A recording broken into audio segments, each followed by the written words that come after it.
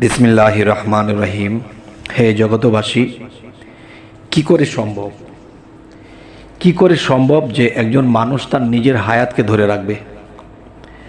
তবে সামাজিক মতে এর ফয়সালা আছে এবং আধ্যাত্মিক বা রুহানি জগতে মতে এটার ফয়সালা আছে।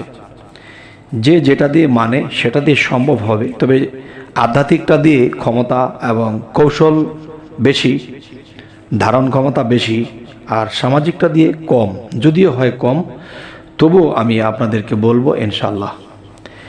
সে কথাগুলো হলো যে দেখুন, যে একজন মানুষ পৃথিবীতে যখন আল্লাহ পাঠিয়ে দেয়, তার সমস্ত ভরণ পোষণ, যে তার জন্ম হতে শুরু করে মৃত্যু পর্যন্ত তার যা কিছু লাগবে সমস্ত কিছু দিয়ে দেয়। সেটা কেমন?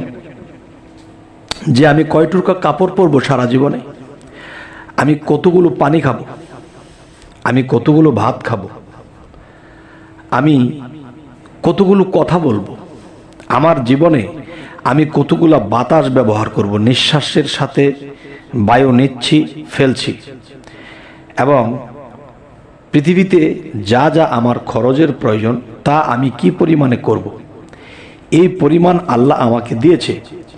তো আমি যেই সংসারে বড় হয়েছি, সেই সংসারে দেখা যায় যে আমি সবসময় আমাকে 2 প্লেট করে ভাত খাই, এবং আমি 2 সেট করে জামা রাখি, এবং কথা যা বলা এর চেয়ে বেশি বলি।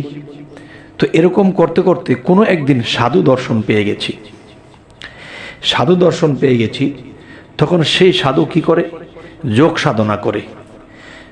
যখন যোগ সাধনা করে, তখন তার সাথে যখন চলাফেরা, হাঁটা চলা, কথা বা অভ্যাস করা হয়, অনেক কিছু শিক্ষা নেওয়া হয়, তখন তিনি বিড়বিড় করে বলছে, দেখো, আমার মৃত্যু আরও 10 বছর আগেই হয়ে যাওয়ার কথা, কিন্তু আমি আমার সেই হায়াতকে ধরে রাখার জন্য আমি সাধনা করেছি। কেননা আমি যদি 10 বছর আমি হায়াতকে বাড়াতে পারি, তাহলে দেখা যায় যে আমি আরও 10 বছর আল্লাহর ইবাদত করতে পারবো, আল্লাহকে ডাকতে পারবো, আল্লাহকে আমি আরও সন্তুষ্ট করতে পারবো।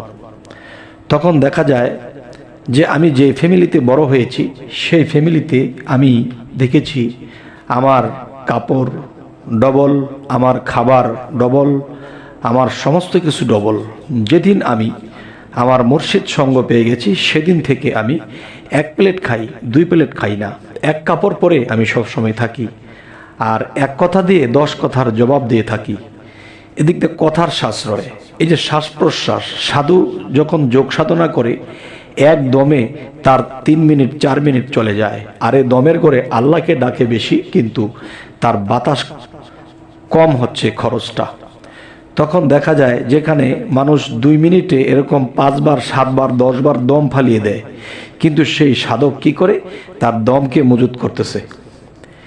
আচ্ছা, এরপরে খাবার সাশ্রয়, চলা, কথা বলা, শোনা, সমস্ত কিছু মিলিয়ে যখন কম কম শুরু করে দিয়েছে, তখন দেখা যায় যে আল্লাহর তরফের হিসেবে আছে, যে ফ্যামিলিতে সে জন্ম নিয়েছিল সবই ডবল ডবল করেছিল, খাবার, খাদ্য, কাপড় এবং কথা সমস্ত কিছু মিলিয়ে ডবল ডবল করত। যখন তিনি মুর্শিদ সঙ্গ পেয়ে গেলেন, তখন তিনি কম খাওয়া, কম ঘুমানো এবং কম কথা, সমস্ত কিছু কম কম যখন করতে শুরু করে দিল, তখন কি হলো?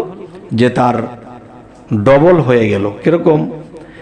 10 বৎসর সে যদি এগুলো করে থাকে, বা 20 বৎসর যদি এই নিয়ম করে চলে থাকে, তাহলে তার ফাঁকি দিয়ে আরও 10টি বছর হায়াত বেড়ে গেছে। কেননা যেদিন তার কাছে আজরাইল আসবে বা আসলো, সেদিন আজরাইল এসে দেখে যে কিরে, তার তো হিসেবের মতে যে সে যে ফ্যামিলিতে জন্ম নিয়েছে, এই ফ্যামিলির খাবার দাবার চলাফেরা অনুসারে তার তো হায়াত শেষ, কিন্তু তার তো আরও 10 বছর হায়াত দেখা যাচ্ছে। কেননা সে নিঃশ্বাসের যে বাতাস, এটা জমা আছে, আজরাইল দেখতে পাচ্ছে, তার খাদ্য জমা আছে, তার কথা জমা আছে, তার অনেক কিছু সাশ্রয় করা আছে। তাহলে তার এগুলো খরচ না হওয়া পর্যন্ত তো আল্লাহ তাকে নেবে না।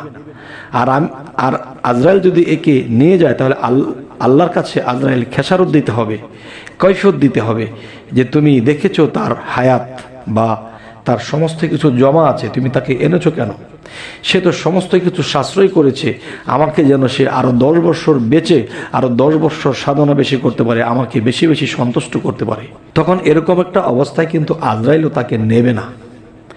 তাহলে হে জগৎবাসী, আজকের আলোচনাটা আপনাদের সাথে কি, যে নিজের হায়াতকে কি করে ধরে রাখবেন। এখন শরীয়তের ভাষায় একটি কথা বলে থাকে যে হায়াতের মালিক আল্লাহ, কিন্তু হায়াতের মালিক তখনই আল্লাহ হয়ে যায় যখন আমরা পৃথিবীতে যেভাবে সেভাবে চলবো, নিয়ম কানুন বাদ দিয়ে চলবো, অপচয় করব, তখন কি হবে? তখন এই হায়াত আল্লাহর হাতে নেবে, আল্লাহর যখন খুশি টান দিয়ে নিয়ে যাবে আজরাইলের মাধ্যমে। তো এখন দেখা যায় যে আমরা যখন আল্লাহর দেওয়া জিনিসগুলোই যখন কম কম খরচ করেছি, আর সেগুলো যখন জমা রয়েছে, এগুলা শেষ না হওয়া পর্যন্ত আমাকে নেবে না, তাহলে হায়াতটা এখন কার হাতে আসলো? কর্ম বলে আল্লাহ সেই সাধক, সেই একজন সুফি ব্যক্তিকে, একজন পবিত্র মানুষকে, একজন সৎ মানুষকে, একজন ধৈর্যশীল মানুষের হাতে এই হায়াতটা আল্লাহ দিলেন। তবে হে জগৎবাসী, যে আল্লাহর কাছে যদি কেউ কিছু চায় তবে সেটা পেয়ে থাকে একবার দুইবার, এর বেশি কিন্তু আল্লাহ দেবে না। আরেকটা কামাই করা সম্পদ, আপনার সম্পদ আপনি যেভাবে খুশি সেভাবে খরচ করতে পারবেন।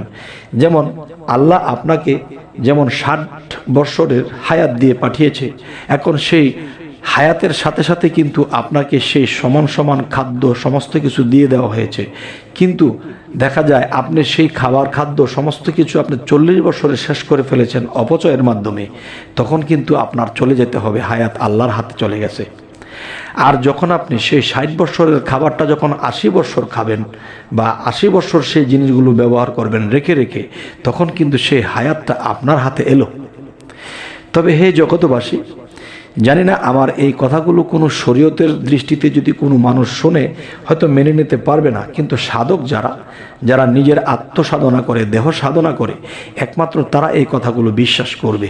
তবে আজ আমি আপনাদের সামনে যে আলোচনাটি করতেছি, তো অবশ্যই কিন্তু আমাকে জানাবেন যে এই আলোচনাটি কি আপনাদের জ্ঞানের মতে পড়ে, আপনাদের যুক্তি কি মেলে, কোরআন হাদিসের মতে কি পড়ে নাকি পড়ে না।